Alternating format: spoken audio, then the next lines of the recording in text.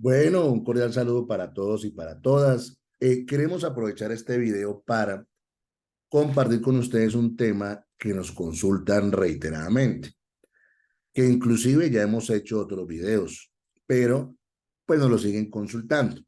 Y la pregunta que nos hacen siempre es, ¿y qué es eso del contrato realidad?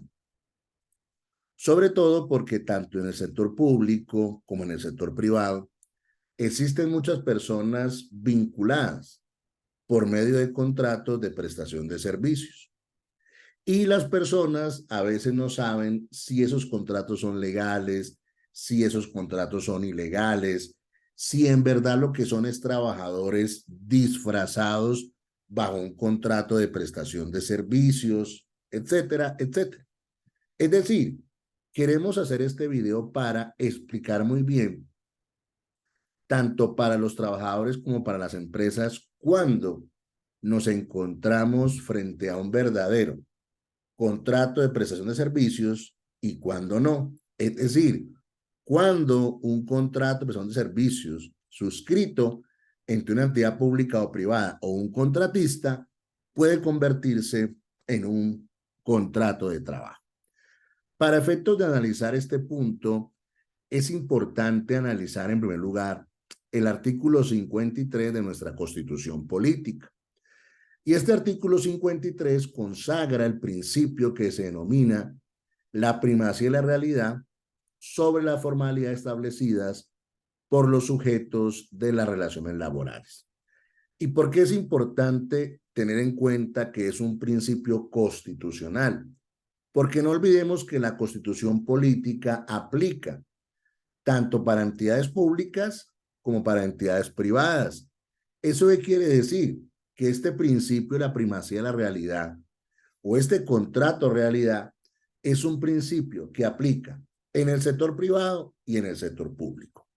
Y a su vez me gusta con una definición de un profesor uruguayo muy importante en el mundo del derecho del trabajo, que es el profesor Américo Pla Rodríguez, que nos explica claramente que la primacía de la realidad indica que cuando hay divergencia entre lo que ocurre en la realidad y lo que está plasmado en los documentos, debe prevalecer lo que pasa en la práctica.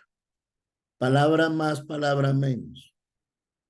Si yo tengo una persona que le pongo el nombre de contrato de prestación de servicios, pero esa persona cumple horario, le dan órdenes, tiene instrucciones, recibe una remuneración por esa actividad, lo que está claro es que esa persona no es un contratista, sino que será un trabajador en virtud de este principio de primacía de la realidad.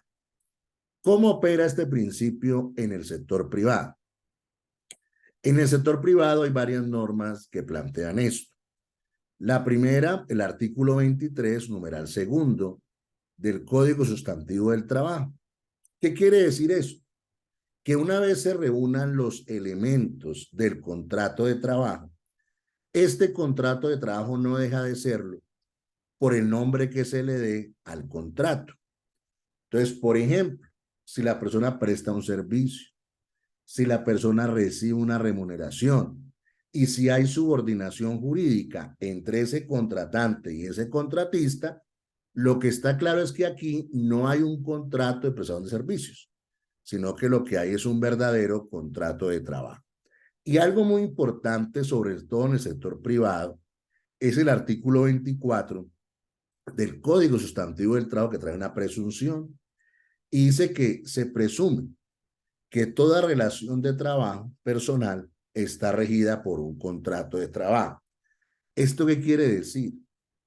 Que, por ejemplo, si un contratista demanda a su contratante y ese contratista prueba que presta un servicio, quien tiene que desvirtuar esta presunción en la empresa es el contratante.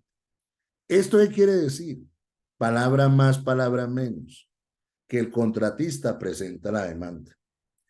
Y él solo con acreditar que presta el servicio, ya hay la presunción de que hay un contrato de trabajo.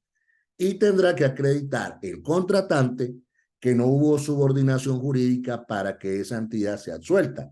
porque lo contrario sea condenada en virtud del principio de la primacía de la realidad. En el sector público también hay normas que prohíben los contratos de prestación de servicios. Inclusive para mí siempre es una paradoja hablar de este tema, porque esta es una prohibición que aparece desde 1968 con el decreto 2400 de 1968, que inclusive fue modificado y adicionado por el artículo primero del decreto 3074 de 1968. Es decir, que en el sector público, las actividades permanentes o las actividades misionales no se pueden realizar por medio de contratos de prestación de servicios. Entonces, por ejemplo, usted va a una empresa social del Estado, que es un hospital público. La actividad misional es la prestación de servicios de salud.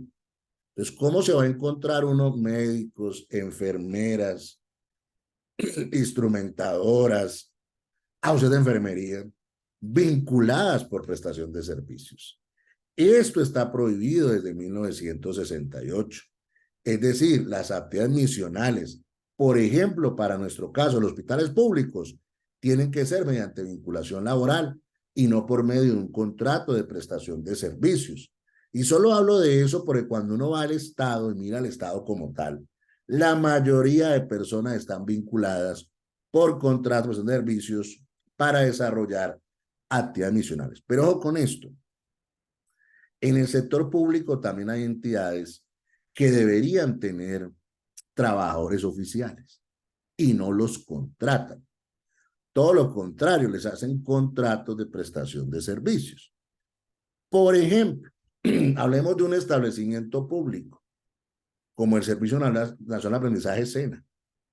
Allá por regla general todos son empleados públicos, salvo los de obra o construcción, que deberían ser trabajadores oficiales, pero uno encuentra personas en servicios generales, sí, vinculadas por contratos de prestación de servicios, lo cual también está prohibido porque lo que deberían tener era un contrato de trabajo y ser trabajadores oficiales. Pero viene la pregunta del millón, de esto hay mucha jurisprudencia, de esto hay muchas sentencias que han decretado este principio, tanto en el sector privado por la sala laboral de la Corte Suprema de Justicia, tanto en el sector público por el Consejo de Estado, tanto en el sector público como en el sector privado por la Corte Constitucional. Pero como siempre me preguntan, venga, ¿y cómo hago yo para saber que un contrato de estos no es de prestación de servicios, sino laboral? O lo contrario, ¿cómo hago yo para saber si de verdad mi contrato que suscribí es un verdadero contrato de servicios y no un contrato laboral que está disfrazado bajo el manto del contrato de prestación de servicios? Entonces, para mí siempre es muy importante o recomiendo, perdón la redundancia, una recomendación de la OIT, que es la 198 del 15 de junio del 2006. Sobre todo porque esta recomendación nos da mucha claridad sobre cuándo estamos o cuándo no estamos frente a un contrato de prestación de servicios. Entonces, por ejemplo, ¿qué nos dice la recomendación 198? Que hay indicios que muestran que estamos frente a un contrato de trabajo. Un indicio: si tú recibes instrucciones o te da órdenes otra persona, es un indicio de que eres trabajador. Segundo, si a ti te integran en la empresa, por ejemplo, te invitan a la fiesta de fin de año, te celebran el cumpleaños, todas las actividades que hace la empresa, tú participas, no solo recreativas, sino también de desempeño. Pues tú tienes un indicio de que eres un trabajador.